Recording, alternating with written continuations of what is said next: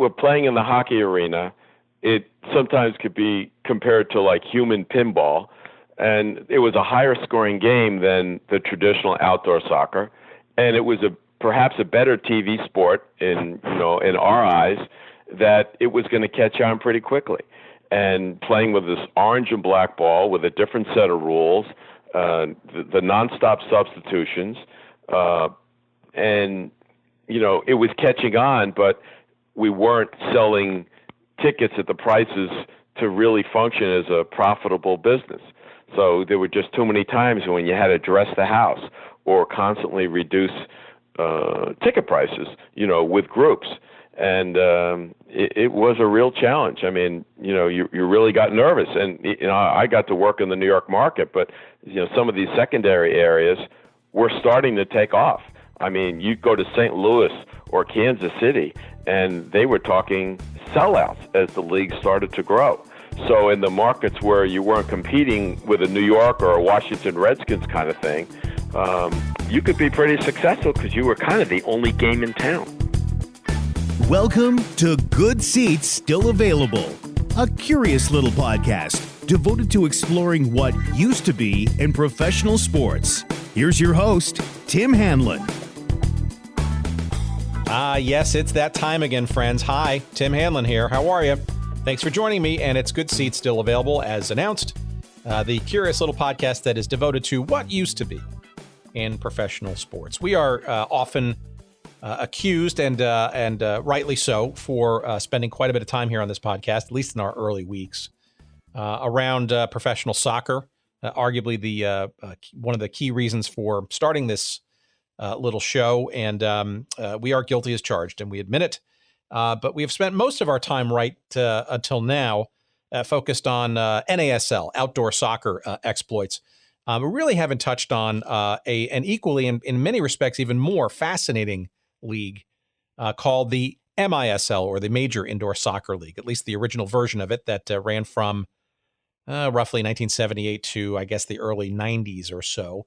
And for a good part of the latter part of the decade of the 80s, was the top-tier professional soccer league in the United States. And in many respects, I think not only kept the sport alive, but frankly doesn't get a whole lot of credit for doing so. And obviously we know what the state of the sport is today because of those efforts. Our guest today is a guy named Michael Menchel, who with PR and operations management, general management roles in a whole bunch of teams in the old MISL, had a front row seat to a lot of the fun, the frivolity, the in some cases shenanigans around this very interesting and innovative and disruptive league.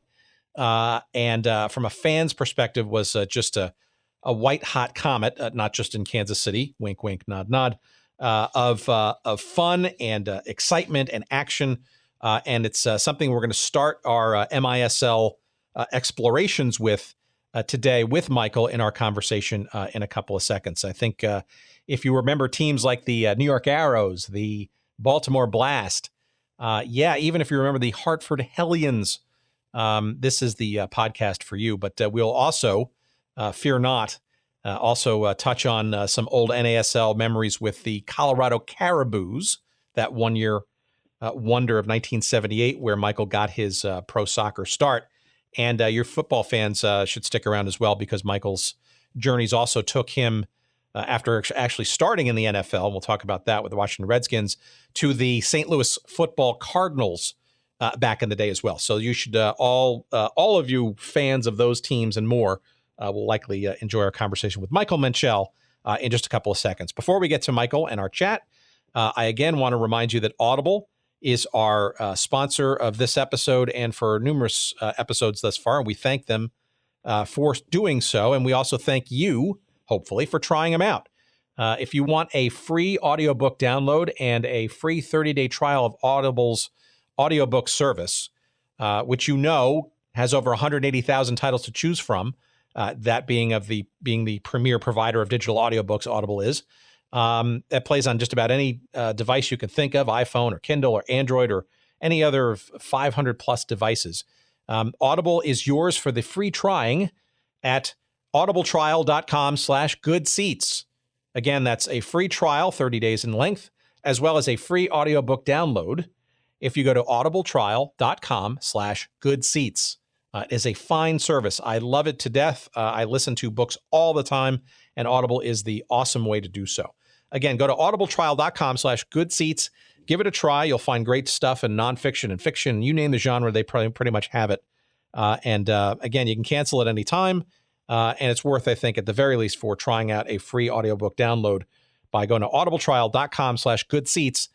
I trust that you will enjoy it as much as I do. Okay.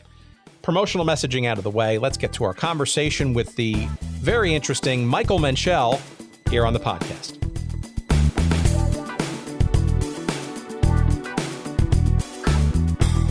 So maybe we can start near the beginning. It seems to me that your first sort of taste of professional soccer heartache and joy was in '78 with the Caribou of Colorado. Is that correct? Yes. Mm-hmm. Maybe before we even get there, what was your life like at the time before you got there? And more interestingly, how did you jump in, I guess? Okay. I went to college in Washington, D.C. I went to American University, and I went primarily to play soccer. And I studied communications. So in my junior year, I was lucky enough to get an internship at the local ABC affiliate. And I was basically a weekend copy boy and kind of worked my way up to weekday copy boy while I was in school, and got hired by the TV station when I graduated in '74. So I asked the sports guy, because like yourself, I'm a sports nut. I said, I'd like to go out to Redskin Park someday.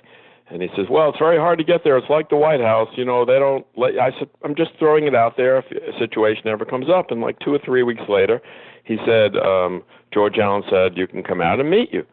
So I said, cool. So I put on the one suit I had in college and tie and kind of buffed up my afro hairdo and went out there, and it was like a fortress. First of all, it was a long way out. It was by Dulles Airport. And from Washington, D.C., I kept saying, gosh, that's a long way for sportscasters to go just to do, a 3-minute piece. So all the players are out there. I never saw an AstroTurf football field in person. It was pretty cool having natural grass and artificial turf side by side, and everybody in their perfect uniforms. And all of a sudden, this head coach comes jogging out, and the sports director introduces him to me, and I know it's like 6 minutes before practice is supposed to start. And we started talking, give him a firm handshake, and he said, do you ever think of getting into public relations? And I said, yes, that would be great. He says, well, there's an opening for a PR assistant with the Redskins because the previous guy went to the World Football League. And okay, shook his hand. He said, I'd like you to write down 10 things you can do to help the Redskins win, and send it to me. Okay. Shook hands again, and, they started practice. We had to leave the area. They put the blinds down in the PR office. It's a closed practice. I go back in the car with the sports guy and just wrote down 10 things, and frankly, some of the things I said were, I don't know the difference between a guard and a tackle. I'm a New York Giants fan. And he apparently liked what I wrote. He invited me back for an interview, being a little more of the geekish, prepared type. I read his book, which wasn't very good, but I read it, and I came to the interview and 1 or 2 occasions quoted something from his book, and he seemed to like that, and hired me. And I was like flipped out. And I never met the PR director. And my first day on the job, there's Joe Blair, who is a senior PR person, and he'd been there many years. And after some time, I realized that he was going to spend the rest of his life as the head PR guy. And I said, oh, gosh, I'm going to be the backup, but boy, I'm in the NFL, and I'm going to learn some fun stuff.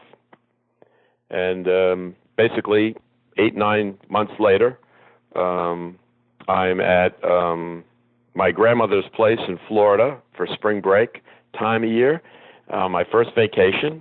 And I remember vividly my grandmother in a Eastern European German accent says, in the afternoon, I got like too much sun the first day, and she's overfeeding me.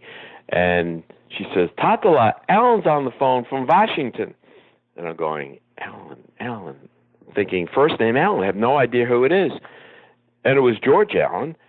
And he says, Mike, that bastard Joe Blair, he went to work for Ed Garvey in the Players Association. And I said, oh my gosh, I had no inkling that he was being recruited. And a very loyal guy, Joe Blair, and really took me under his wing. And he said, get on the first plane back and don't tell anybody why you're coming back. So I mentioned to my grandmother that I was leaving right now, and there was a 5:30 flight from Miami to Washington National then, and she thought I got fired. And I got back, my roommate in Rockville, Maryland, why are you back so early? And I can't tell you. Went to Redskins Park the next day, which is a 35-mile drive from my apartment. And my assistant, Diane, is there, and she goes, what are you doing back? Can't tell you. And I walk in, and George Allen says, it's either you or Jack Sain from the University of Maryland. And I'm kind of like, well, that guy's got a lot more experience than me and is very well regarded. And a few minutes later, he says, you got the job, and he hands me a 2-year contract. And it was like rubber stamped by Pete Rozelle. And it was like some kind of official NFL contract. And, I'm 21 and a half years old. I'm not going to turn it down. And I'm ecstatic. And all of a sudden, I'm sitting in Joe Blair's chair at his pretty desk overlooking the field. And that's how I got into professional sports. All right. So at that point, though, it seems like you kind of had your gold ticket then, right? So how did and for those listeners who have never lived in the D.C. area, I went to undergrad myself in the D.C. area, worked there for a little while in TV news, and Redskins fever that's not even the right word to describe it. I mean, especially at that time, right, where it's kind of really. You're exactly right, yeah. Because at that time, the Caps, I'm a season ticket holder to the Caps, and the Bullets were really second-tier citizens in this community because everybody was diehard Redskins fans because of the history. The Caps were new. The Bullets had just moved from Baltimore pretty recently. And I literally, as I got going in the job, George Allen could announce to me that we signed 3 draft picks or signed 3 players. Instead of giving it to the media one shot, I could spread it out over 3 days, and it would be most of the time the lead story. And unlike today's times, you really could have a lot to do with the way things were positioned and when it got out. And you did it when you wanted to do it.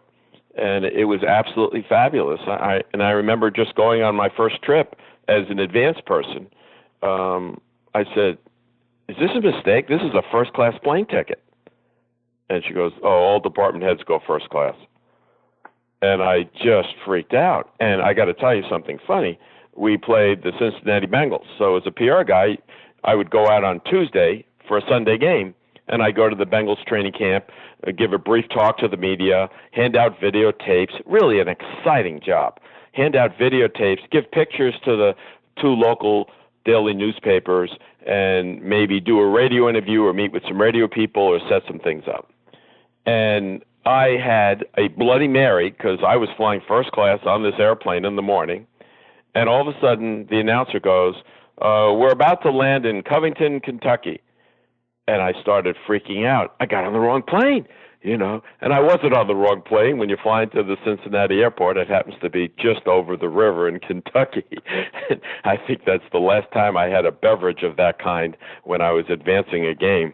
And I got to see a lot of the United States, and I got to go ahead of the team and represent the Redskins, and it was absolutely a dream job. It really was.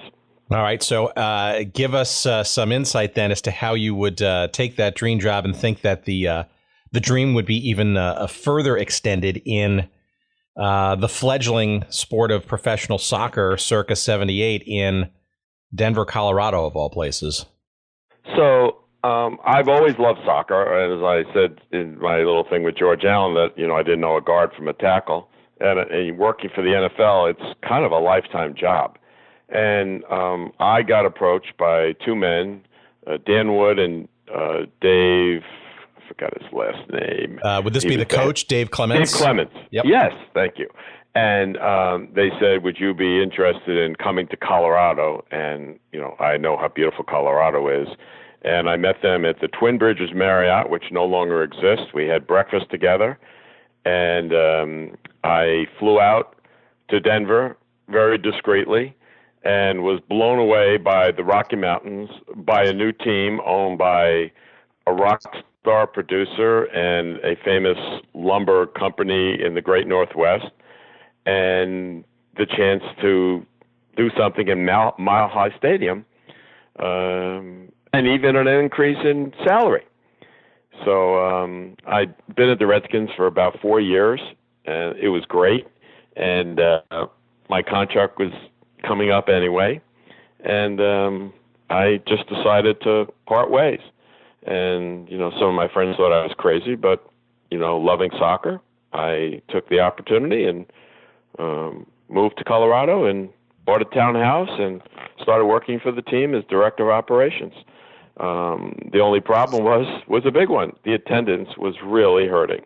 It was Orange Crush fans, it was Denver Broncos, and it was really a tough sell because it was a small soccer market at that time and a huge stadium to fill. If we were in a smaller 20,000 seat, facility, it would look a lot better and be more soccer fan friendly. So I stayed there, and all of a sudden the team is moving to Atlanta. It was a purchase, and I was engaged to a woman whose former lived in Atlanta, and she said she didn't want to go there. And I said, okay, and sold my townhouse. And a man named Bernie Roden called me up and said, they're starting this indoor soccer league, and we're going to get the New York franchise.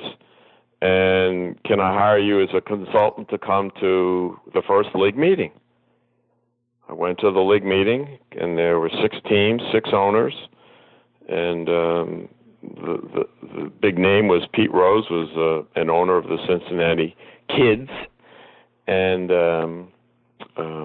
I was really intrigued by being part of a new league, and Earl Foreman was the commissioner, and even though there were a lot of rookies in the room, it was exciting to be part of launching of a new league.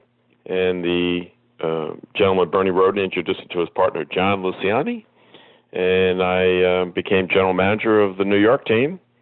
And 4 or 5 months later, our first game was against the Cincinnati Kids. And Pete Rose was the name owner, and we are putting, literally where the New York Islanders played, we're putting AstroTurf product right on top of the ice for the first time. Came from Georgia. It was really an 11th hour production getting this ready. And I remember walking on it saying, oh, it's so cold and there's some seams here. Someone could get hurt. And just prior to that, the Cincinnati team wanted one of our players, a guy named Mario Garcia, I believe. And they said, what do you want for him? And I said, I'd like Pete Rose to kick out the first ball. And the general manager of the team said to me, is that all you want? I said, yes. So he said, sure. Never checked with Pete Rose. He just told me sure. And the opening game in the history of the league was I have actually a framed picture of the scoreboard at the end of the game of the NASL Veterans Memorial Coliseum, where Pete Rose, who then was thinking of going to the Philadelphia Phillies, showed up in a private plane in a leather jacket, collared shirt, casual slacks, and he kicked out the first ball, this orange and black ball, and it got the media, including the New York Times, to come out to Uniondale, New York, to the opening game of this fledgling league. And we unfortunately had to paper the house because even though Long Island was a hotbed of recreation soccer, the ticket sales just weren't there, despite, decent amount of print advertising. And it looked like quite an event for the opening day. And my team won the game, and Pete Rose kicked out the first ball, and we had a bunch of nice media coverage, really because of Pete Rose, not so much from the Arrows. We signed Shep Messing as a goalie, who was a big-name soccer person, and the owner of the team had more to do with that than I, because it was quite a negotiation for a lot more money than anybody else in the league was paying. And that was my start. Yeah, so much to unpack there. But let me let's back up here for a second. So I actually a couple of years ago made a pilgrimage to the sports memorabilia store that Pete Rose literally spends about 4 or 5 days a week sitting and signing autographs for $50, $60, $80 pop. Wow. And brought a printout of, I think, what is now an iconic picture, and I'd love to get a more, quality or original version of it, of Mr. Rose kicking out that first ball at that first game. And in that picture, you see Earl Foreman, I think, on the right-hand side. We'll post this on the site when this episode is up. And on the left, I think John Luciani is clapping, and then there's the team sort of kind of in awe behind Rose, kind of, like they can't believe that this is happening kind of thing.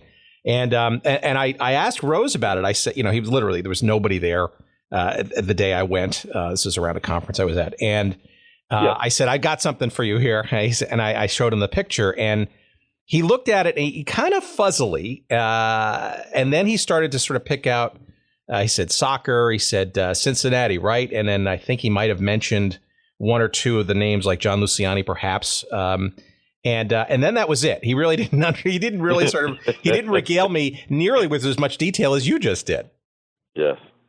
Yeah. Unfortunately, I have a very good memory of all those minutia things from many years back, and it was just so exciting because it was the first game. And I remember some guy wrote an article. A guy named Don Marcus wrote an article for Newsday, and he talked about my clammy hands, because I was so nervous of something going wrong, of a player tripping on the artificial turf as the game started, or frankly, we don't have enough turf to cover the hockey rink.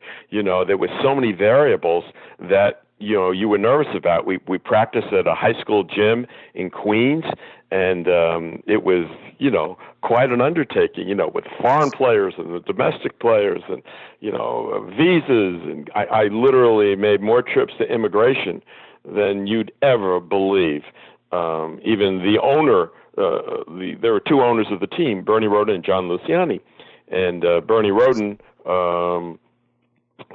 kind of was the one who recruited me, and John Luciani was the front and center, high-profile owner of the team, and all he wanted to do was win a championship at whatever cost it, took. And we were able to sign a few talented foreign players that really helped us, especially in that first season. Well, okay. So again, I'm going to back up a second. So you're the Caribou of Colorado, which, by the way, has its own sort of interesting stories, right? I mean, we kind of glossed over the whole Jim Juresh. How do you say Jimmy Guercio? Jimmy Guercio, right? So obviously, well-known music producer. And if you ask the band Chicago about their feelings about him, they may have not so fond memories of his management of their career. And apparently, I guess the Caribou Ranch, his studio, was really the inspiration for the name of the team, right? That's correct. In fact, when I shared with you that I was engaged to this lady, he told me that I could have my honeymoon at the Caribou Ranch.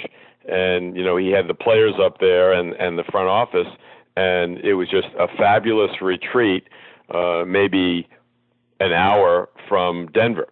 And it was just in the middle of nowhere. And the Chicago albums, many of them were produced right there but it was a ongoing business where if you and I had a rock group and we wanted to cut an album, you would go there for a week or a month.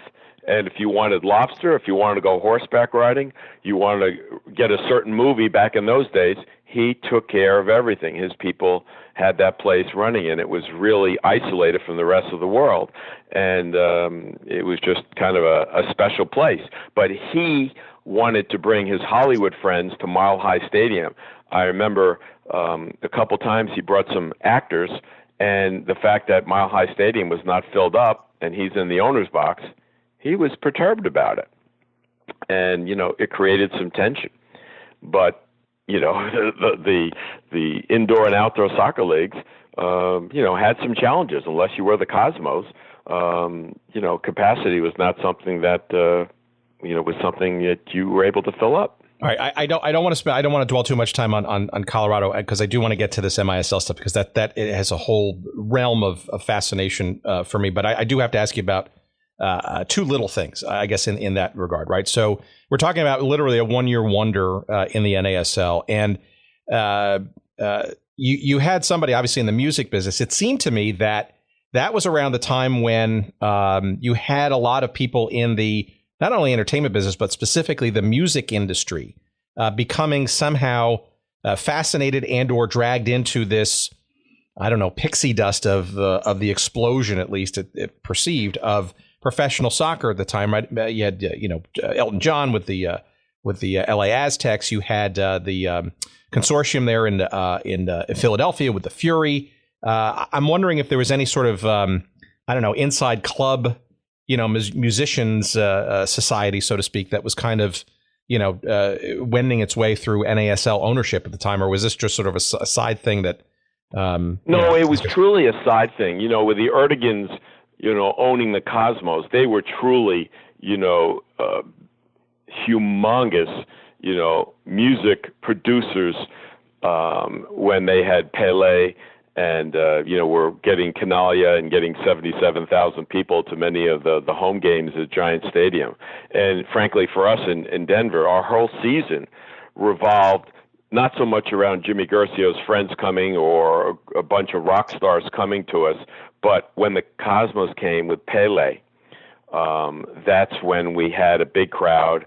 That's when we had, a post-game party that was, filled up a lot more than all the other games combined, just because Pelé, was gracious enough to give some of his time before they jetted back to the East Coast. So really, it was the Cosmos coming for one game, and fortunately it was a home game, was more important, it seemed, in the eyes of the owners and many of the fans than the whole season. And the players had these crazy uniforms with fraying around the midriff and a really cool logo. And we had satin jackets when we traveled. I mean, these rock star jackets. And unfortunately, I moved from one city to another with soccer, and it was in storage, and somehow through the moving company, it got ripped off.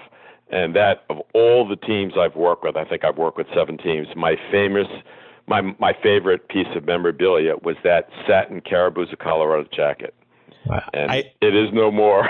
And I had a jersey, too, that I actually sent to Ted Howard in the North American Soccer League just as a gesture of some memorabilia to keep in what I hope would be a museum someday.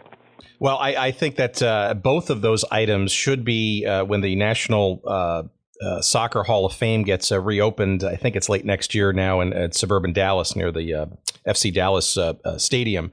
I think both of those items in a Smithsonian-like manner should be there, because I agree that logo, the Caribou of Colorado logo, is I think elegant and way ahead of its time. Yeah, and I still have some programs and like yearbooks, my business card. I had a business card from the Redskins and from the St. Louis Football Cardinals, but the business card from the Caribous, of all the ones I've had, was by far the most elegant. It was just so beautifully done, even though we only drew, 5,000 or 6,000 paid fans a game to Mile High Stadium in those days. All right, two little nits, and then we'll move on. I promise. The appellation of the team, right? So the official title of the team was what? The Caribous of Colorado. Okay, and Caribous is plural. Okay, so for wordsmiths out there, that's already, I think, a challenge or maybe even a question. But obviously, it's known as Colorado Caribous, right? In terms of programs and that kind of stuff. I mean, did that ever? I know it's a small nit, maybe a PR / English major journalism thing, but did that ever trip you up at all because you've got the sort of formal name and the sort of informal name, or did it not matter? No, it did not matter, actually. And people never really questioned it. Interesting.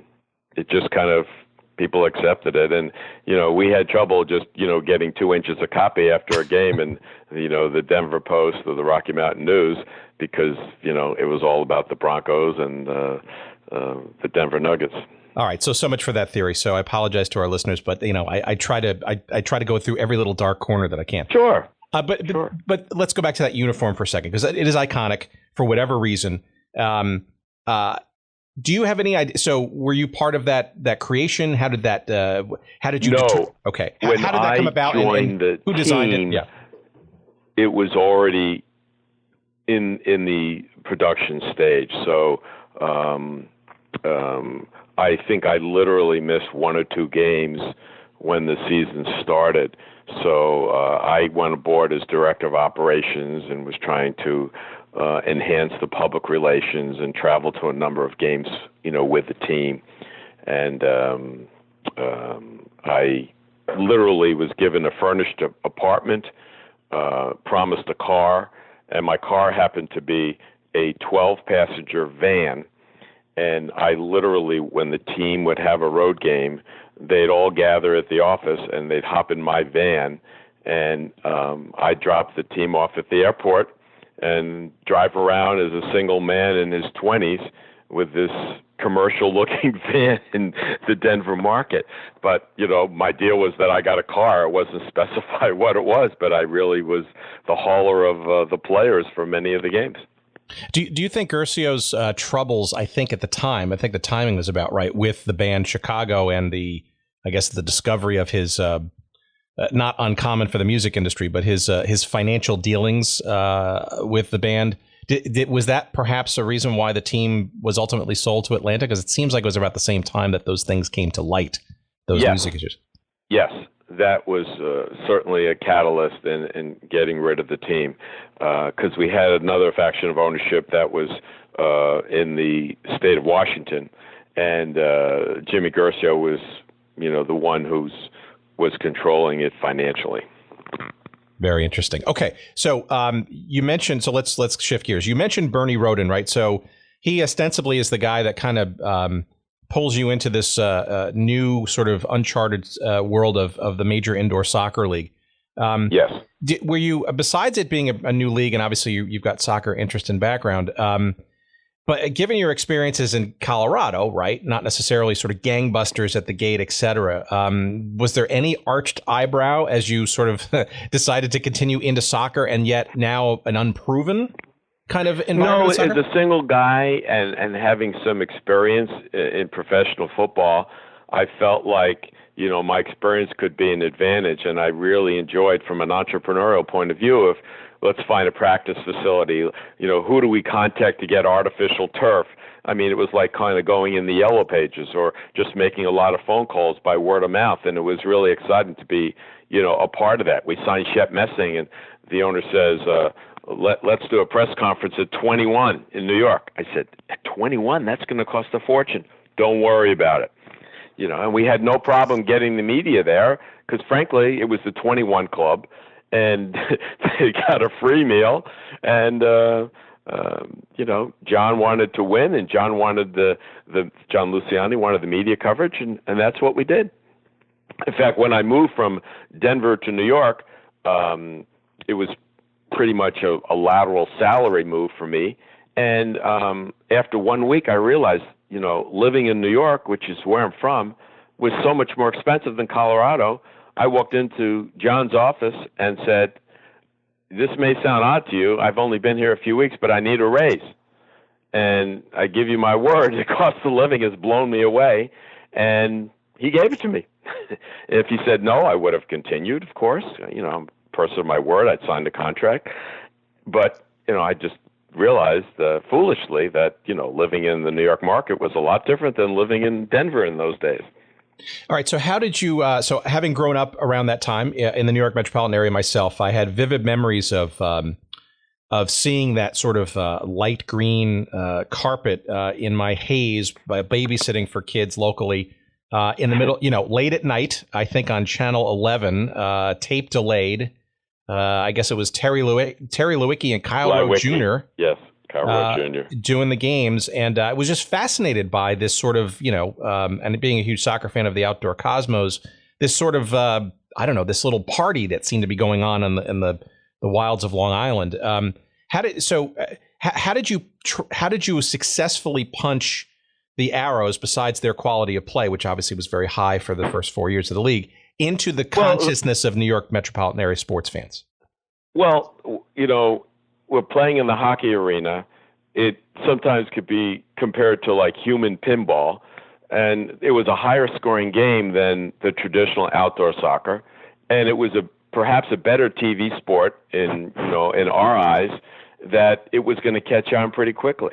And playing with this orange and black ball with a different set of rules, the nonstop substitutions, and it was catching on, but we weren't selling tickets at the prices to really function as a profitable business. So there were just too many times when you had to dress the house or constantly reduce ticket prices, with groups.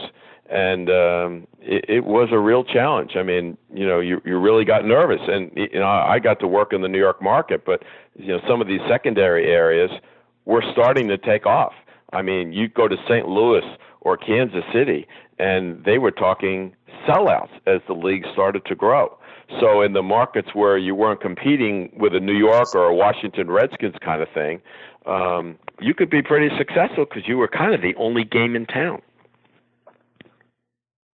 And it's clear, though, that the talent on the field obviously was extremely strong and dominating for those years. But this was also, though, around the time the Islanders were kind of dominating the NHL. Did that have any halo effect? No, it really didn't. The Islanders had their loyal, sold-out season ticket base. And, we shared the arena with them, and I remember the ticket manager would just kind of laugh because he didn't have much to do with the Islanders because the tickets were already sold before the season started. And we have the same ticket manager for the Islanders as we did for the New York Arrows. And he had a much more complicated job just, giving it to, the soccer coach who's got 28 people coming in, the logistics of meeting and getting this and that done. It just became a lot more complicated for him. But we had a lot of trouble. We got media coverage, but it just wasn't paying off at the turnstile. So let's talk about Bernie Roden for a second, if you know him, because he seems to be the linchpin for some of your future gigs in the MISL. But I'm also really curious because you mentioned a little bit of time in your background about working with the Rochester Lancers, but that's not by coincidence, right? That Rochester Lancers job and or relationship with respect to the Arrows, right? Correct. And just to go back a step, so one of the original teams was the Houston Summit Soccer. And John Luciani, Bernie's partner, his son owned the Houston Summit Soccer. So in the second season of the Arrows, in December, I remember it was just cold and snowy in the New York area, as it is all the time in December. He said, would you consider going to Houston? The man who's running that team has done some things that we don't think are so honorable. And I said, sure. So literally 2 days later, I'm on an airplane to Houston. Kenny Cooper was the coach, and I took over for this gentleman named Burl Cohen. And literally they had someone drive my car down and gave me a furnished apartment, and I started working with Houston Summit Soccer with Kenny Cooper. And we had a very successful team on the field, but again, the joke around the Houston market was the three teams in town, the three sports that are most popular are high school soccer, high school football, college football, and pro football. So soccer was really way, way back there. And John Luciani's son ran the team. So I stayed there for one season working with Kenny Cooper.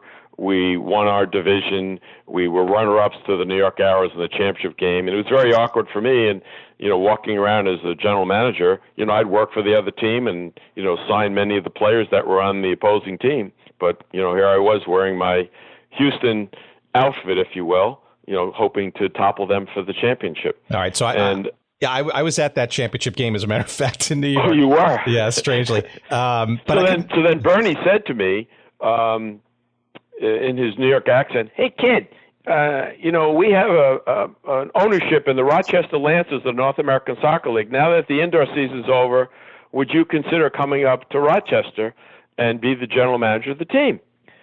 So I flew up to Rochester with him from New York, and it was just a horrible day weather-wise.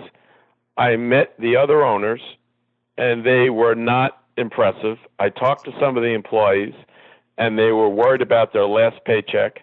I asked if I could read the newspaper clippings of the previous year in town, and there was a lot of negativity.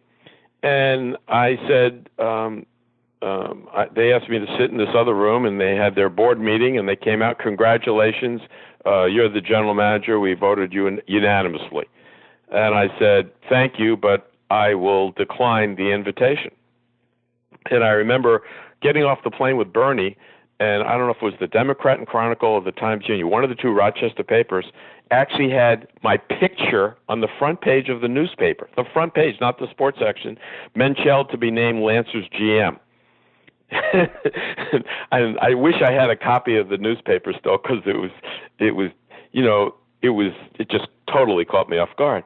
And having met the local owners, I just didn't feel comfortable like it was going to be a good fit or a right career move for me. And I got on the plane with Bernie going back, and in his accent, "I admire you, kid. Turning down the thing, I'm going to have something, we'll keep you and you'll have something to do, and I admire you for turning them down," in so many words. So it was, a good feeling, at least, going back when I said no thank you. It was just a dreary day in Rochester, and the offices were deplorable, and I just didn't think it was an ownership group at a time I really wanted to get involved with. One of our previous guests, Terry Hansen, who went on to the Atlanta Chiefs, interestingly, an interesting intersection. This was a couple of years probably before that period of time, and I think he was referencing, I guess, sort of I don't know if it's shady, but it's sort of a creative way to run the franchise almost on a yearly basis, where I guess the team was incorporated one year, and then the next year it would incorporate separately and differently. And it just seemed to be sort of a comedy of, but you had a franchise there that, frankly, without it in the earlier part of the decade, perhaps might have helped ensure the demise of the NASL, because they were there in the thinnest of days. And I guess it just seems that that thinness continued as the NASL became more popular. But it was really interesting for me, having worked with both leagues, because the New York owners said, "Hey, let's loan our players to the Rochester Lancers, where we have an ownership in," and I would do loan agreements between the Major Indoor Soccer League and the North American Soccer League, and vice versa. And the North American Soccer League office was not very happy with me. But, I had the approval of ownership to move players back and forth, and if a player was making $40,000 a year, and you could divide it up between, two markets with two different teams, it made sense financially. And, we worked very hard to accomplish that. All right, so let's talk about that for a second, because that's a really interesting dynamic, right? So the fact that the NASL was not sort of, I guess, pleased at that, but that was also kind of a model that was going on in Houston too, right? With the Hurricane? Yes, you did some good research, because I actually forgot about that. Yes, we had financially it made sense to, take the players. You didn't even have to fly them in. They're not doing anything in the off season, so to speak. I mean, outside of some conditioning, and most of them had a chance to make a little more money and play soccer at a nice level. So it was a win situation, and you also had fans who were familiar with the Hurricane players in the North American Soccer League who would come play in MISL. So Kenny Cooper, who was a goalie, our head coach, he played in Blackpool in his early years, but he played in the North American Soccer League. So, it was very easy for him, having a relationship with the local players and such, to bring some players over across the street, so to speak. And we were very successful in terms of wins and losses, not as successful in terms of attendance. Yeah, in Houston in particular, on both sides of the aisle, it seemed. Yeah. Okay, I just one last point on this. So the NASL not necessarily enamored with this sort of, I guess, shared player kind of agreement. What about the MISL management? Were they kind of okay with it? Yes, they were fine because they wanted to upgrade the level of soccer. This helped keep costs down for the owners that started the league. So it made a lot of sense. And the arrangement that the commissioner and deputy commissioner had, I don't know if you're aware of it, was that they were going to get a franchise for free, each of them. If the league continued to grow, and let's say a franchise was worth $2 million, they could sell it to a group like yours in Chicago and take the $2 million and put it in their pocket, or move to Chicago and be the ownership group of the team. Each of them was, as a reward for starting the league and putting everything together, was entitled to one franchise each. Yeah, that's interesting. But it's also interesting too, because the tension, I mean, obviously the NASL was at arguably its zenith with in 78, 79, you had 24 teams, and at least on paper it seemed like it was beyond fledgling at that time, huge crowds in New York and Tampa and et cetera. But it's obviously the indoor game from the NASL perspective, right, was always this sort of dalliance until the arrival of the MISL, right? And this, I guess, this sharing of teams, or this sort of renaming or rostering, I guess, of the indoor and outdoor thing. You could see the NASL sort of kind of cursing themselves in that they kind of had the whole indoor thing to themselves prior, but really didn't do much with it. And it took the MISL to kind of kick them into maybe the opportunities around indoor, as well as this maybe beginning of a model of an idea where players could play both indoor and outdoor as a full year kind of enterprise. You are 100% correct. Yes, that's exactly what happened. And they, again, wearing, having a shoe on each foot, with each league. I know every time I went to the NSL office, I think I was probably the only MISL person that went to the NASL office on a regular basis. I knew all the people and such. They were very uncomfortable in the loan agreements and the things that I was working on. And it was just one of those things. And they had wished they had started the indoor thing, because they could have economically done a very positive job of, utilizing the players year round, in the same market. But it just never really came to fruition. Okay, so after the Houston experience and your Rochester brush with greatness, so to speak, what happened to you then at that time? What was the MISL, et cetera, career looking like at that point? Well, this almost becomes the Bernie and John interview, if you will. Bernie wanted to orchestrate moving the Houston team to Baltimore. So I met Kenny Cooper in Baltimore, and they wanted Kenny to move and to coach the team in Baltimore. Kenny was not enthralled with the city of Baltimore. At that time, they were building the Inner Harbor. The streets were under just a lot of construction. We went on a day where the weather wasn't very good, And Kenny really wasn't excited about moving his family from Houston, his wife is from Texas, to Baltimore. And subsequently, he decided to do it, and the Baltimore Blast was formed. And Bernie Roden brought Tim Leiweke, who is a brilliant marketing person, then with the St. Louis Steamers of the Indoor Soccer League, and myself to do administrative stuff. I left Rochester and literally got in my car and drove to Baltimore, and we opened up shop in the Baltimore Civic Center, and Kenny Cooper virtually brought most of the Houston Summit soccer team to Baltimore, and we started playing there. I hired the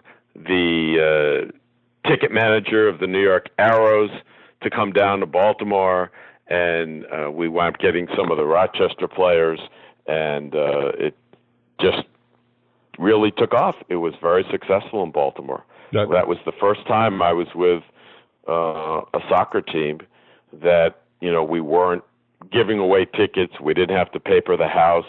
We had really strong media coverage.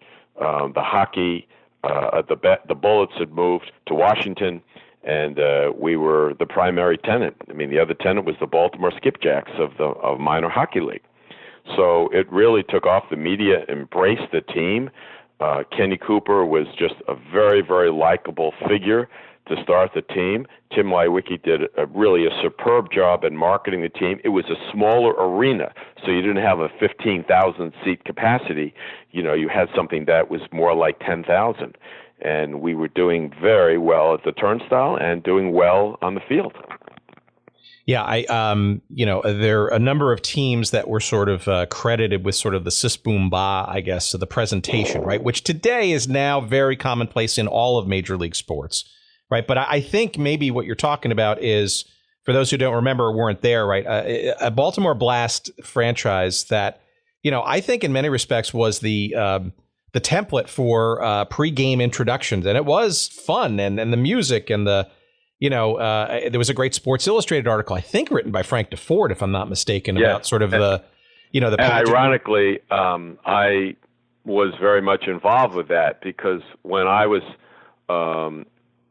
jumping ahead after Baltimore, I left, and Earl Foreman, the commissioner of the league, said Hartford is having some ownership problems. Would you consider going up there? I said no.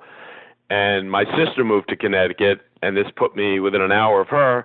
So I took the job working with the Hartford Hellions and jumped up there working in the Major Indoor Soccer League with Hartford.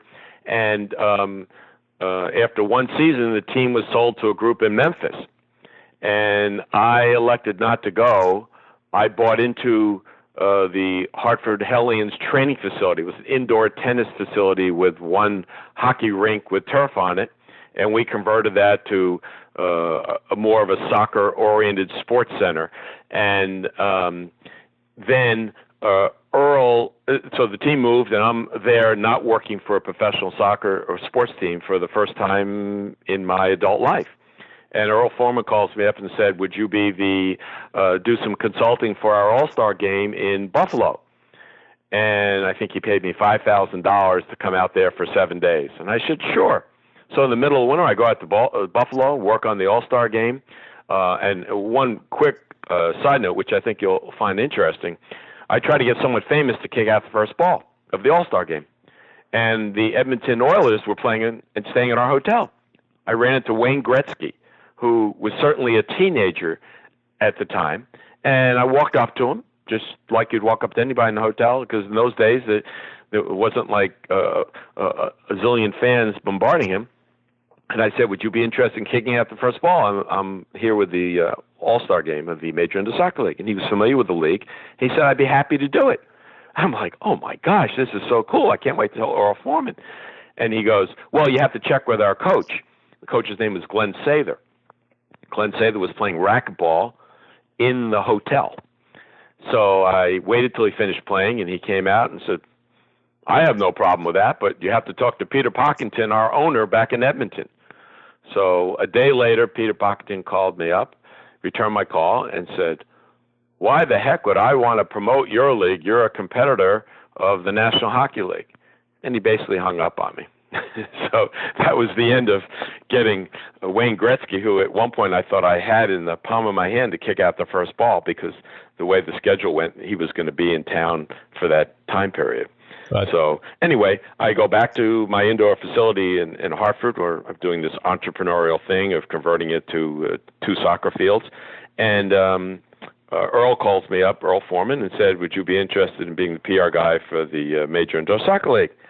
And it was the office was in Philly, and Earl lived in Potomac, Maryland, which was kind of unique dynamics. So I met him at his home in Potomac, his home office, and he said, we're moving the league office to New York or Washington in the next 3 to 6 months, so we'll put your stuff in storage.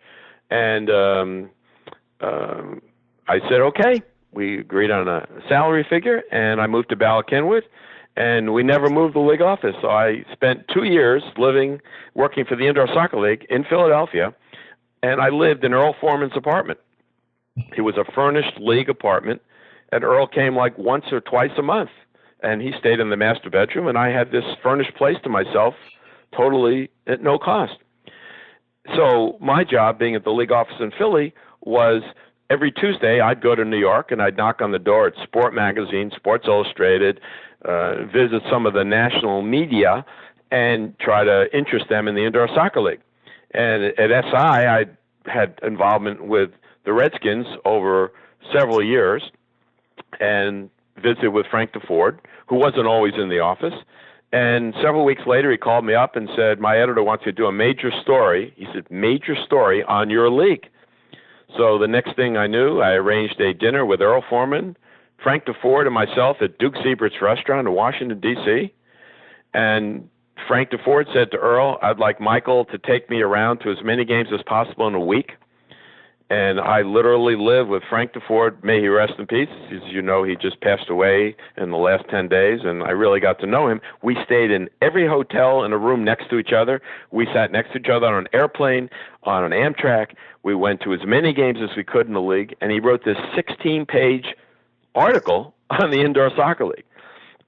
And I remember we had the league all-star game in Kansas City, and the magazine was coming out 2 days later, and the nice people at Sports Illustrated agreed to ship me a quantity to give to the owners in advance of the magazine being released, and Earl was so excited. It wasn't a real positive story, but it was a lot of publicity on the league, and we just gotten a game on CBS, so things looked like they were growing as far as name recognition and notoriety of our league. And it was Frank DeFord that put together this beautiful piece. And what you mentioned, too, about the crazy introductions in Baltimore, Sports Illustrated called me up, and they wanted an illustrator to come out and do a painting of the crazy introduction. And I have literally a framed picture of that. I wound up doing 250 lithograph edition of that main feature in Sports Illustrated that we gave to each owner of a team in the league, and Earl kept the original, and that was kind of we hope was a big step in the growth of the league, was getting the publicity in SI through Frank DeFord doing a piece on us. Yeah, that for our listeners, that drawing is just it's tremendous. It's fascinating. I'd love to get an original copy of that somehow. That's it's really something. But that article, he no fan of soccer though historically, Mr. DeFord. Correct. And definitely. What was the feeling of that exposure? Right, that no exposure is bad, because you can clearly see in that article a little bit of hints of cynicism, right? Yes, and he talked about, I think the headline has something like "Show Sex in the Suburbs," how soccer was appealing to the suburban soccer playing community, and that they were trying to get the female audience by these sexy indoor soccer players wearing short shorts kind of thing. And it wasn't a flattering feature, but it was exposure in a magazine that had never given us more than a few inches of copy. Over the years. They may have done something on Shep Messing, but, that was our, big exposure, if you will, and having someone like DeFord do it as opposed to a no-name, added to the whole situation. And, it all coming out in, before an all-star game in Kansas City where we had a sold-out crowd and there was enthusiasm to expand the league, and there was a positive side, even though the article was not, 60% flattering to the league.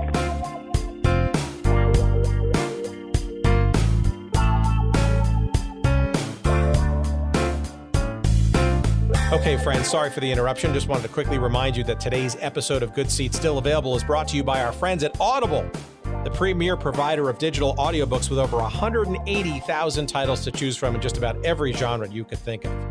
Audible titles play on iPhone, Kindle, Android, and more than 500 devices and MP3 players for listening anytime, anywhere. And for a limited time, my audience can listen to a free download of any book that they choose, as well as get a 30-day free trial when you go to audibletrial.com/goodseats. That's audibletrial.com/goodseats. And you can choose from over 180,000 titles, as we said, including one that I'm listening to right now. It's called The 10-Gallon War by John Eisenberg. That's the story of the NFL's Cowboys, the AFL's Texans, and the feud for Dallas's pro football future. Another one on my list, which I have yet to download but is on my queue, that could be interesting to our audience here, is called The National Forgotten League by Dan Daly, entertaining stories and observations from pro football's first 50 years. Those are just two of the many thousands of titles to choose from, and not just in sports history, but you name the genre that you might want to listen to, and Audible's got it. By the way, two guests perhaps that we'll have on the show, hopefully sometime soon. But again, go to audibletrial.com/goodseats for your free 30-day trial, as well as your free audiobook download to try it out for yourself. Again, that's audibletrial.com/goodseats. And now, back to our conversation.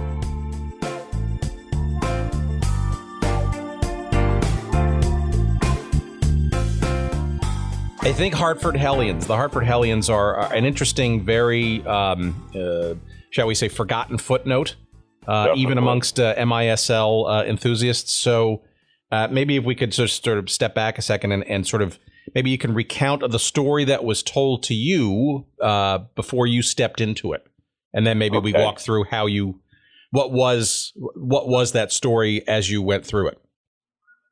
Yeah, so I'd worked with the Baltimore Blast, and my job as vice president of administration was to compliment Tim Leiweke, who was just a marketing whiz, and he put the bodies in the seats and really generated tremendous enthusiasm. And I used some of my PR background with the radio, TV, and newspaper to really get people excited. And the media was looking for something that would, grab them in Baltimore. And after 2 years, I was pretty content with what had happened. And Earl Foreman, who I'd always had a nice relationship with, was telling me about Hartford. And at first I wasn't enthusiastic about going up there because the franchise was going through bumpy times, and the owner, Bill Chipman, had a reputation of having some financial woes and not really having a background that was familiar with the sport. So I agreed to go up there and meet with him, and he was a pleasant fellow. I knew about his background, and the league office told me they would back me financially should there be any problems, and that was all I needed. And my sister had just moved to within 45 minutes of where I would be based in Hartford, and I only have one sibling, so I wanted to be close to her. So as much as I didn't like winters in the northeast part of the United States, I became a part of the organization. And I remember going to the first game, and someone said to me, "Do you want a grinder?" And I said, "Excuse me?" I had no idea, a grinder was a sub, a hero, a hoagie in that part of the world. And we had a nice front office, but we had a lot of bumps because Chipman had financial issues, and I actually wound up staying in a nice townhouse with a garage that he owned, and I lived there for something like a year. Never paid a penny rent. So financially, it was worth it for me personally to be up there. Now, I'm sorry. Was this after the first season that you came in, sort of the beginning of the second season of the Hellions? Yes. Okay. Yes. And they were doing okay in the won-loss record. It wasn't one of the top-tier teams, and it wasn't one of the losing teams. And there was an enthusiastic front office, which made me enjoy going to work every day. And John Kowalski, the coach, was someone I had known for a number of years. He had coached previously in Pittsburgh for, I forgot the name of the family. This would be the Pittsburgh Spirit franchise? Yes. Oh, that would be the DeBartolos, no? DeBartolo. Yeah. So, and I actually got to meet the elderly DeBartolo once in his office in Youngstown, Ohio, and it was quite an experience. And it was like meeting the Godfather to me. And I really enjoyed working with John Kowalski, and we had a nice indoor facility. And then when Chipman was having trouble continued financially, a group from Memphis said they would buy the team. And I wasn't enthusiastic about it. I had met a woman who is now my wife of 32 years, and didn't feel like leaving, and had an opportunity to buy into the training facility as my first investment as a solo entrepreneur. So I went full steam ahead with that, because the group in Memphis, this didn't seem like they were my cup of tea. I didn't think it was going to be a good fit. And I'm kind of a Northeast guy, and at that time in my life, and felt comfortable up there. So I just stayed up there, and the team moved to Memphis, and I stayed in close contact with John Kowalski, the coach, but kind of, separated myself from everything else in a very tasteful way. When did you know that things in Hartford were kind of awry? It sounded like that you were, I want to say living the life per se, but you were doing quite fine, and you had a good, management team there. But, from what I've read, Chipman was, quite the creative tax person when it came to some of these tax shelters that he was sort of doing separately from the team, and a couple of bounce checks here and there. Sort of the traditional path of questionable dealings, as we see in a lot of these conversations around teams and leagues that don't exist anymore.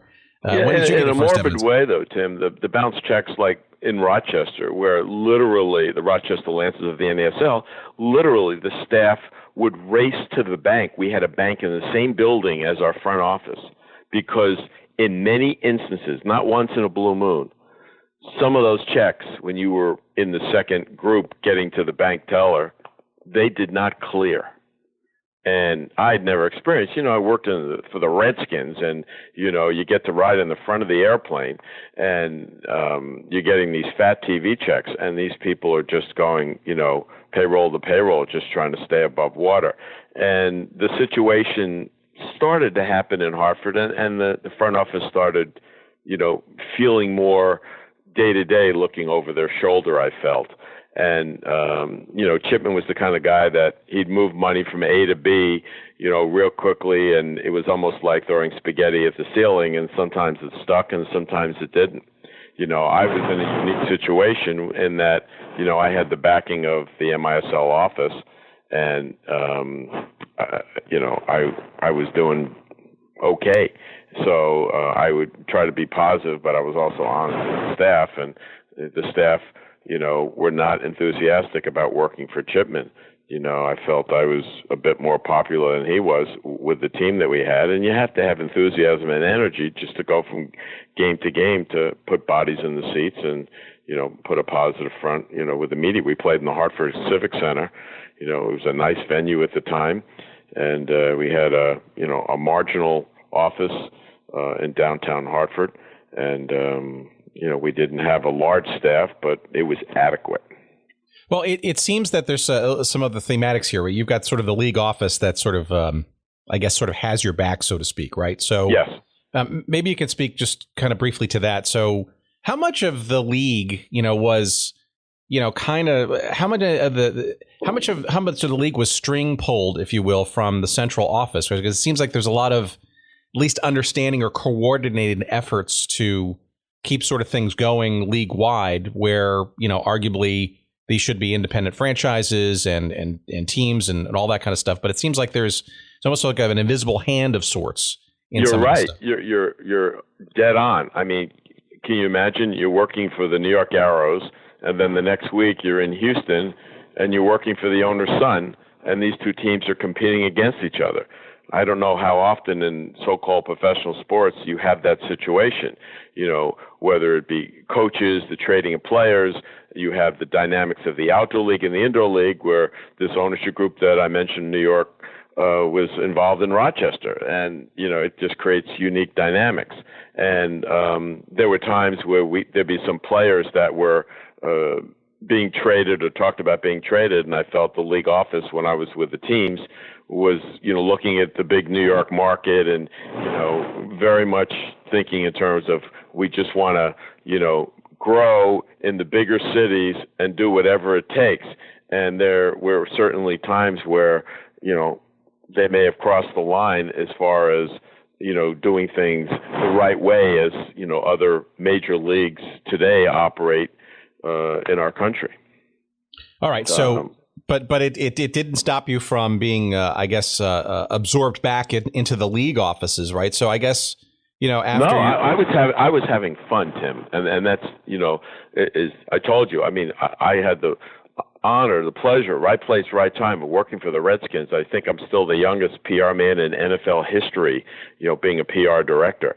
And to go to soccer, because it was truly my love, and it was more of an entrepreneurial kind of thing, and to get to kick a ball around and just interact with, international soccer players, to me was, more fulfilling than a right guard or a right tackle. The NFL was kind of locked. It's a job for life if you want it to be that way. And the soccer league always had bumps. I remember one time when I worked for the league office, President Reagan invited the heads of all the sports leagues, and I'd say major sports leagues, but they invited us also, to come to the White House. And I wound up representing the league, because Earl Foreman was working on getting a new expansion team. The deputy commissioner, Charlie Avranian, was in Phoenix bailing out a team about to go bankrupt. And the two of them, as much as they wanted to have a presence at the White House with the NFL commissioner and the baseball commissioner, so the PR guy, much further down the totem pole, I went to the White House and I had lunch with Ron and Nancy Reagan, and I have all these pretty pictures of it in my room here. And just because it was a constant thing of being reactive to, owners just having financial problems and trying to replace this franchise in another city. And if one owner had the financial wherewithal, who owned one team, as in the case of the New York Arrows, legally his son owned the Houston team, but, then you had John still owning the Arrows, even though he and Bernie were partners involved in the team. Then Bernie had the Baltimore Blast as his toy, as his team. And it was really interesting because, you're talking to John Luciani, he'll ask you a question, and in a way, he has his hand in the running of three teams. Yeah, that's fascinating. So, okay, so you're in the league now. So I think it's really important. I mean, the fact that you're at the White House is indicative, right? There were teams, I think the Steamers for sure, and maybe some others that were, if I remember this sort of the articles and the calculations correctly, there were at least one, if not more, MISL teams that were outdrawing some of the laggards in both the NHL and the NBA, I think, right? And the two teams would be the St. Louis Steamers and the Kansas City Comets. Oh, my gosh. I told you, Frank DeFord, I had that memorable week with him, and we went right from St. Louis. You had Stan Musial as one of the owners of the team, so I had dinner with Stan Musial and Ben Kerner and another gentleman, and then we go to the old Checker Dome with that Old Oregon, and you got a full house, the crazy fans, and as you mentioned, the lavish introductions, which Tim Leiweke orchestrated. Then he moved to Baltimore and then topped it even there. His older brother, Tracy Leiweke, also a real savvy marketing individual. He ran the Kansas City team, and these guys were just the reason the league had the good notoriety that it did. Those couple of franchises, they kept the league average attendance high enough. We had a team in Wichita, and that did fine because there was no other professional game in town. And when I would, as a league office PR guy, based in Bala Cynwyd, right outside Philly, I would spend most weekends during the season taking the train to New York, going to an Arrows game, or gathering tapes literally that night or sunrise the next morning and driving to ABC, NBC, and CBS networks in New York, knocking on doors and more or less begging the weekend person to put some of this footage of this good TV sport on their feeds to all their affiliates throughout the country. So if you're in Wichita, a second-tier market certainly, but the MISL was very popular, you could get footage of other games right off the network feed and run it on your evening sports. And that really, drew attention to the fans. They got real excited by that. And the coverage in a Wichita newspaper compared to, the New York Times was quite a bit different in the smaller market for obvious reasons. But you were able to incorporate the whole league through video footage. This team's coming to town next week, and you had footage of their game yesterday from the network feed. So it's kind of minor league, but that was my job, and I was always so excited when, someone would tell me, oh, yeah, they ran the footage of, the Philadelphia Fever against the Wichita Wings, and once in a while ran on a market that didn't have a team that was considering a team because the sports director was looking for something, and you had, 3 goals scored in 47 seconds, and it just became part of your highlight reel.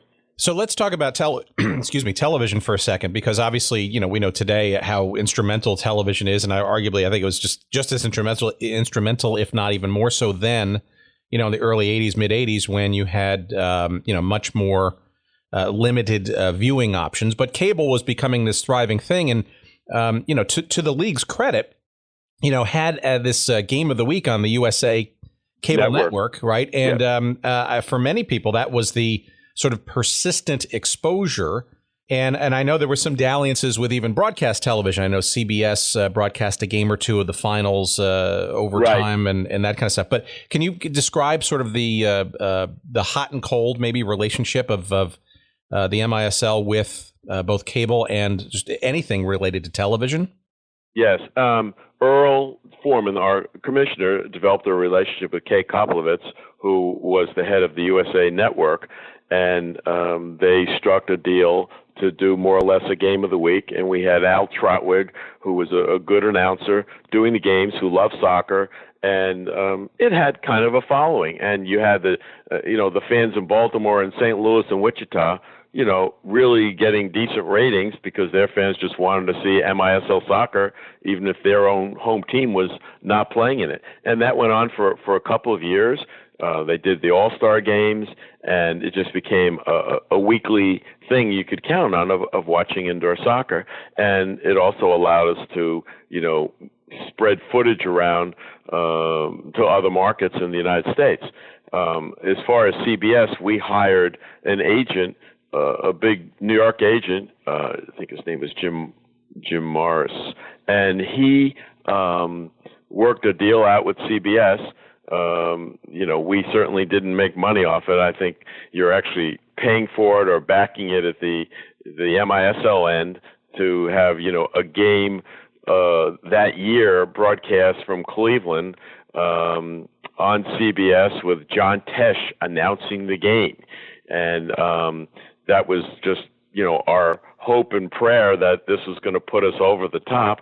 And, of course, the game would air on Saturday afternoon, probably the worst time to have TV programming, but it was sports. It was on a weekend in the wintertime, and there we were, and we were hoping it would increase from there. It never really did, but we kept Jim Griffin was his name, and he was with the William Morris Agency, the gentleman we had under retainer for several years that would knew the heavyweights and had the experience to help us get our foot in the door. But once we got the foot in the door of a CBS game, Tim, we didn't really were able to develop it further than that. The ratings weren't there to justify continuing it, and it was kind of a curiosity to the sports fan that was pushing channels on their TV. Many people only saw it for the first time, but it didn't take off like we hoped it would.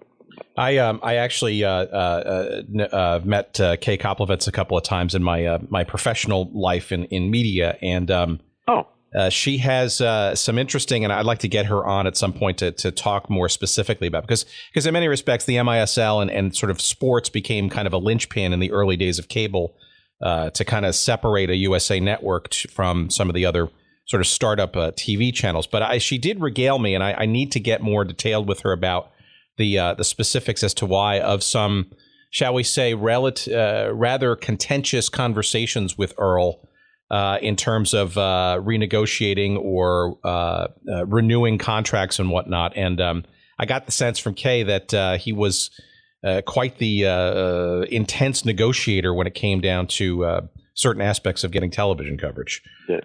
I mean, Earl was a tough cookie, and he is a very shrewd negotiator. But I'll tell you something: when you've got a unique situation, which we talked about earlier, Tim, where he and Eddie Tepper, the deputy commissioner, had a contractual situation where they could get a franchise whenever they wanted, year 2, year 17, and they would get that at no cost to them.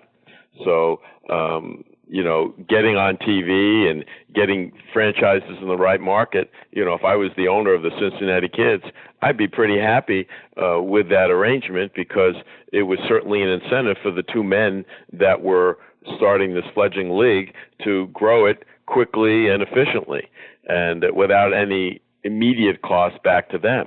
And I think the deputy commissioner had a team in New Jersey for a season, and Earl never wound up getting a franchise, to the best of my knowledge. Yeah. So we'll let this sort of be the sort of last point on the MISL. As you're talking to maybe one of the handful of season ticket holders to the New Jersey Rockets for their less than full season. So Ed Tepper, and indeed, it's just interesting, given what you said earlier about where the teams are located and the challenges of the Arrows on Long Island, attendance wise, that Ed Tepper getting and taking advantage of his franchise arrangement from the league would choose Northern New Jersey as the place to put that franchise. Yes. Yep.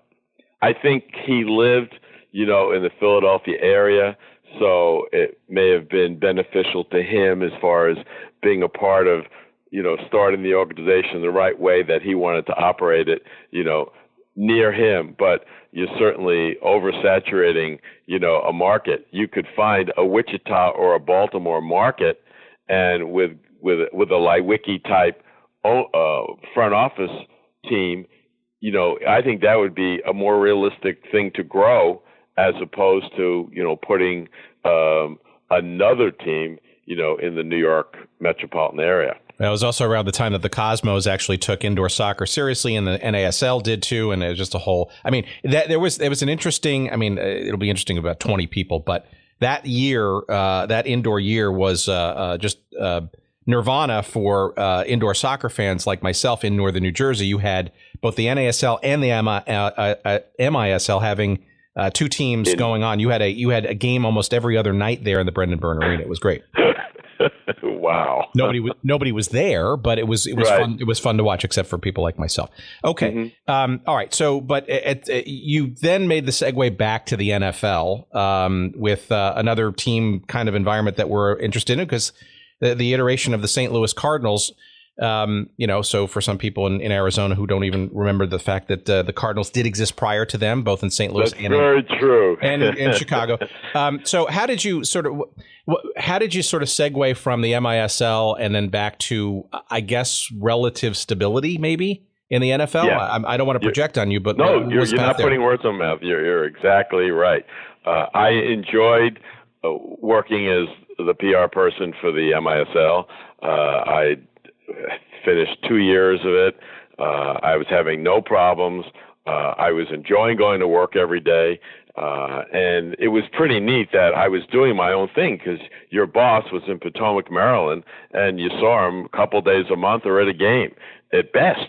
And, I was able to do my own thing, and I had a budget, and we had a staff, and we were getting things done, and I had PR meetings, and we'd actually have these people ordered to fly into town to try to move things up a notch as far as notoriety and creating awareness. So we had the All-Star game in St. Louis, and I was at this point engaged to a woman who just moved down from Hartford to Philadelphia, and within a couple weeks is the All-Star game in St. Louis, so I flew my fiancée out for the week or 5 days that I was there. And a buddy of mine named Kurt Mosier, he was the PR director of the Cowboys when I was the PR director of the Redskins.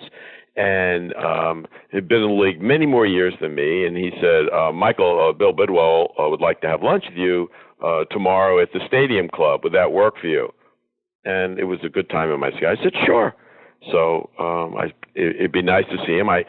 When I advanced games, because I was in the same division, the Redskins and the Cardinals, I always had one trip to St. Louis, and St. Louis always came to Redskin land. And I always made a point of seeing him and talking with him, and had a nice relationship with him. And he had a reputation, perhaps in the 80s, of being a very frugal man running the organization, and they had some mediocrity except for the Don Coryell years, the Cardiac Cardinals. So I have lunch with him, and he said, I remember he had a bow tie on, we're in the Stadium Club, and he said, there's a couple of PR openings in the NFL. Would you be interested in leaving the Indoor Soccer League? And my initial reaction was, I'm getting married. To your point, Tim, there's some humongous security in being back in the NFL, and I kept thinking of San Diego. I think the San Diego job is open. So I said yes. So a few minutes later, he says, well, I'm looking for a PR guy here in St. Louis. And I didn't realize that Kevin Byrne had left. Kevin Byrne has been with the Baltimore Ravens since their inception, and is a friend of mine. And we sat down and talked, and he offered me just a terrific opportunity. And I said, let me talk to my fiancée. And she was kind of like, where's St. Louis on the map? She's a real New Englander. So I signed a 2-year contract, and I left the Indoor Soccer League. And it was, worth my while financially, and the security of getting married, because the league, the MISL, was doing satisfactorily. But the NFL was doing terrific. So, thinking as a family man for once, and not as an entrepreneur, happy to move from one market to the other as a single guy, I jumped on it and went to the Cardinals. I mean, since I left college, I've been in 9 states with different sports teams.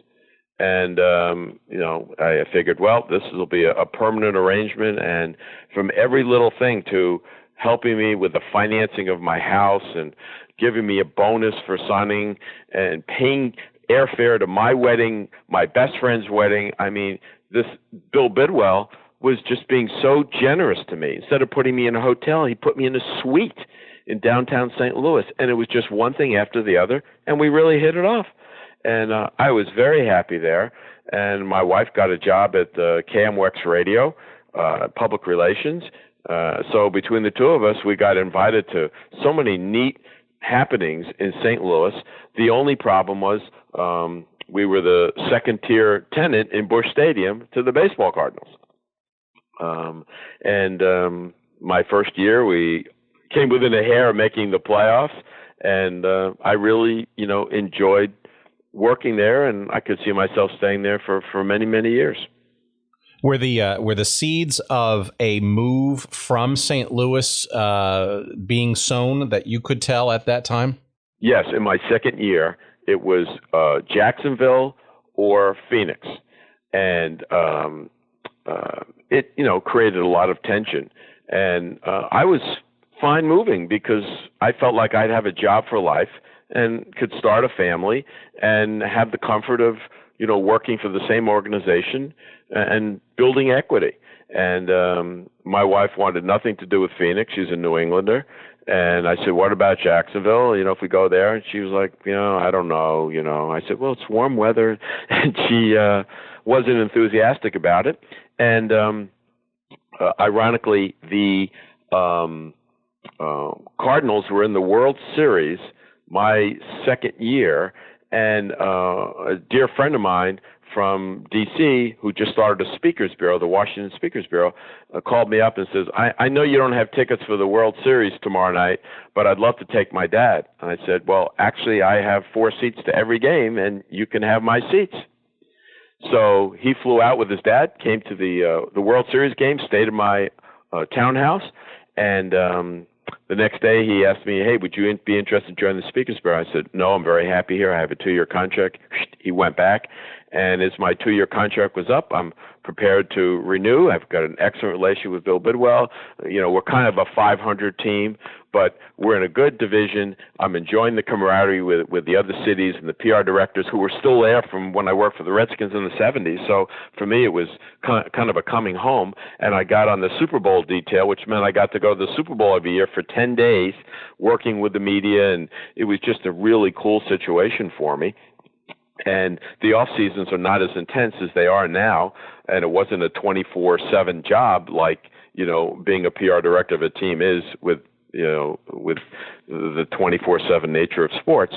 And I was very, very comfortable. And I'm at the Super Bowl in New Orleans, and I get a wine and cheese basket from these two men, Harry and Bernie, and said, we'd like you to fly to Washington. We'd like to talk to you about joining the Speakers Bureau. So I said, fine. I said to Carolyn, I'll go visit my friends. And my wife's name's Carolyn. And very happy in St. Louis. Was sure, Bill Bidwell would keep me on for as long as I wanted to do. We were making some headway media-wise. And all of a sudden, they made me a financial offer. I said, well, let me check with my wife. I went upstairs, called her up, and she said, absolutely, that's close to New England. Let's do it. And, to her, the only salt water, she's a beach person, the only salt water in St. Louis was the saline solution in contact lenses because the Mississippi River didn't suffice as an ocean to her, even though many people in the Midwest, to them, it was their Atlantic or Pacific Ocean. So I sat down with Bill Bidwell, and he was very gracious, and he said, is there anything I can do to keep you here? And I said, no, I've made the decision, I want to start this thing. And I got very lucky and became part of a very successful lecture agency. And that was the end of sports for me. The only connection was I was booking, sports speakers to do events for corporations and trade associations. So it was a little bit of a continuation of public relations with, athletes and coaches and broadcast people. All right. So as we wind it down, did you? I got to think that you're leaving sort of the pro sports sort of excitement and electricity and entrepreneurialism, especially on the soccer side. There was a bit of maybe a wistful kind of. Did you ever miss any of that sort of excitement as you became a bit more, shall we say, stable career-wise, or were you? Was it a period of time that you kind of knew that was kind of done and then you needed to move forward? Well, I had relationships with the NFL from the 70s, and I really kept in touch. And every time, I had my MISL trips to New York every Tuesday. I'd take the Metro liner to New York and knock on the doors. I would visit the NFL office like every 3 trips. and say hi to the people and stay in touch. And they actually help me, with Sport Magazine. And, I just talked to so-and-so and he'll meet with you next trip to New York. And, so I kept the communication there. And I got to do instant replay. They called me up, and it was my first fall with the Washington Speakers Bureau. It's the lecture agency I work for. And I remember one of the two owners said, I know you're going back to the NFL, we're not happy with you doing instant replay. And I said, well, I'm doing it on a weekend. I don't miss any company time. And, I said, I give you my word, I'm staying here. And the instant replay was enough. I did that for 2 years. And that was enough of my NFL, dosage that I needed. And the idea of booking Terry Bradshaw or Joe Theisen, people that I knew from my NFL days as broadcasters and players, and being with them on site and that sort of thing, had a similarity and an overlap to some of the stuff, that I did in the NFL or with the soccer league. So I frankly did not miss it at all. And I wound up working at the Speakers Bureau for about 27 years. And I've been retired for a couple of years, and I run into people who say, you must miss your job. And I said, I don't miss it at all. It was great when I did it, but it was time for me to shake hands and, move on to the next chapter of my life. And I've been very lucky. I mean, knock on wood, if I got hit by a car today, I feel I am busy, I'm stimulated, I'm taking care of myself and my family, and it's really worked out well for me. That this chapter has really been neat for me. I'm doing a lot of community service, and I wouldn't trade it for the world. So it's an interesting story arc. So as we wind it up, could you ever have imagined kind of where, I guess, sports in general, but in particular the sport of soccer, right? Because it's such a big part of your professional career that we've been discussing, would have ever gotten to sort of this level of consciousness in this country, right? Some of the seeds of what you were doing in the MISL and prior in the NASL, I think arguably has sprouted some very significant roots, maybe not in direct ways, but certainly you have a sport that is flourishing on many levels. Here in the United States, where, it was much more pioneering back in the 70s and 80s, and frankly, a lot less certain that it was even going to take root. I had no idea that it could come this far. And I think back when I played soccer at American University, if you said to me that, the word of mouth of the sport of soccer, male, female, my daughter is a professional soccer player. And, she's played all over the world. And, I met my wife. We played indoor soccer together in Connecticut. And, it's like I'm so consumed to this day, with soccer. I'm taping 2 soccer games today. The USA is playing a team is playing Norway women's soccer. And I just texted my daughter, Molly, how many players on the Norway team did you play with or against when you played your year in Norway? And it's just so cool that I'm watching this on TV. And, my daughter has a connection to that. And the U.S. women's national team, 2 of her teammates in college start on the team. It seems like every third game I could watch in soccer on TV, which, today it's overwhelming how many games are on. There's some connection in my family or a friend of a friend. John Kowalski, this coach with the Hartford Hellions and the Pittsburgh Spirit, he coached in the NASL with Tampa Bay, Tim, and he has the distinction of being the only American men's coach to win a medal internationally in soccer. He coached the men's indoor team to a bronze medal in Finland. And who would have thought, we had dinner 2 weeks ago. He was in town for a soccer tournament. And, this guy has done indoor soccer. He's done outdoor soccer. He coaches college soccer now. And it's pretty cool that people are able to make a living in this country playing soccer. The college soccer is just elevated itself, men's and women's. They get some wonderful crowds in certain markets, and there's just a lot of energy, and that's a real dream to me. Well, the dream is the interview that we just had, and the recollections, which is right down the pike of why we do this podcast. And I truly you've done your homework, and you've brought things up that frankly I forgot about, and I appreciate you giving me the time doing the interview and just kind of reminiscing on some of the things that happened. And I've tried to be very candid and in things that I experienced. And, I look back on the stuff with a smile on my face. And, I've got a few pictures. I wish you were at my home. Look at some of these pictures. You would just smile and laugh. And I have business cards of every team I was with, and it's a pretty fat collection of business cards and media guides and stuff, but, great memories.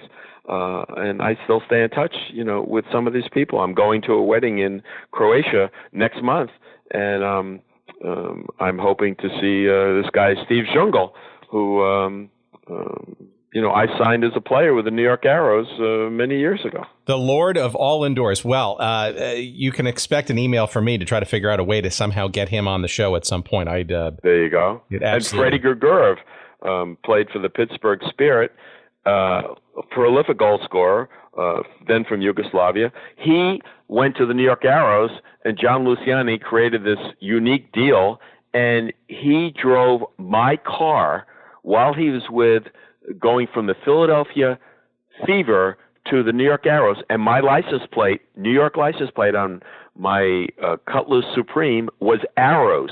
That was my license plate, and Freddie Grgurev drove my car. John Luciani gave him my car and, worked a deal with me financially. Steve Jungle lived in my furnished apartment in North Shore Towers in Floral Park, New York. And, I'm down in Houston working for that team, and I get this phone call. It's Freddie Grgurev. His real name is Ferdo, and his last name is spelled Grgurev. He goes, "Mike, this is Freddie. I effed up your car." I said, "What'd you do, Freddie?" He says, "No oil." He never changed the oil. The car had no oil, and it was a lot of money in damages. And he goes, "Don't worry, John will pay for everything." I remember the phone call like it was last month. And here I am working for the Houston soccer team. This guy is leaving the Fever, going to the Arrows, driving my car, and the other players living in my apartment. Bernie and John just managed to, work everything out between Rochester, Baltimore, New York, and Houston. And it was sometimes a comedy of errors, but, they ran them as separate businesses and took it very seriously. And, a lot of fun was had by all. And this is why we do this show, because those stories are just tremendous and should not be lost to history. We know where Freddie lives because, not personally, but we've been to his restaurant a couple of times in the Upper West Side of Manhattan. And Fred will definitely be on our short list. And I look forward to regaling him with that story and getting his side of the story. It'll be the same side, I'm telling you. And just way he called me and told me what happened, it's exactly the way it played out. And what a nice guy, as is Slavica Jungle, also known as Steve Jungle and Branko Segota and stuff. It was great bringing these guys in. And to digress back a little bit, Tim, Bernie Roden owned some apartment buildings in Brooklyn. So when we brought all these players in from Canada and the former Yugoslavia and everywhere we could find everybody, they all stayed at Bernie's apartment building, and there was like a shuttle service to an elementary school we had as a practice facility, and Don Popovich was the coach and a very volatile guy. Well, he coached the indoor team with the New York Arrows, and he coached outdoor in Rochester. So you have this back and forth dynamics also, where he had the same players in the Nassau Veterans Memorial Coliseum as he did at Hollander Stadium in Rochester, New York. You can't make this stuff up, and that's and I appreciate tremendously your crystal clear memories of all this stuff, and I look forward to keeping in touch. And I tremendously thank you for spending a great deal of time with us to. Well, thank you for having me. I enjoyed talking to you. Michael Menchel, thank you so much. Look forward to staying in touch.